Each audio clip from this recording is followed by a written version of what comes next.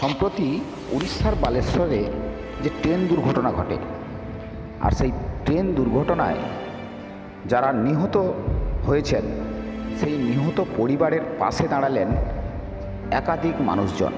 তবে কাকদ্বীপ ব্লকের মধুসূদনপুর গ্রাম পঞ্চায়েতে যে পরিবারের লোকজন নিহত হয়েছিলেন তাদের পাশে তৃণমূলের বিধায়ক থেকে শুরু করে প্রশাসনিক কর্মকর্তারা হাতে চেক তুলে দিলেন। আর সেই ছবি দেখছেন সরাসরি গ্রামীণ কৃষি শিল্প সমাচার পত্রিকার ফেসবুক পেজ এবং ইউটিউব চ্যানেলে।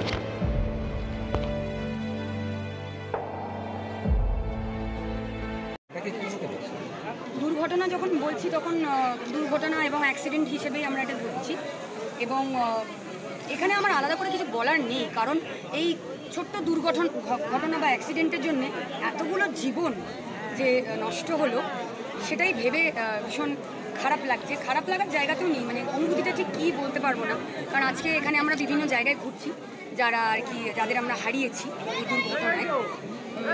শুধুমাত্র তার জীবনটাই গেছে যে তা কিন্তু না, তার মায়ের, তার স্ত্রী যারা জীবিত, সাময়িক এবং আগামী যতদিন তারা বাঁচবেন তার মনে ওই ক্ষতটা রয়ে গেল, ওই জায়গাটা।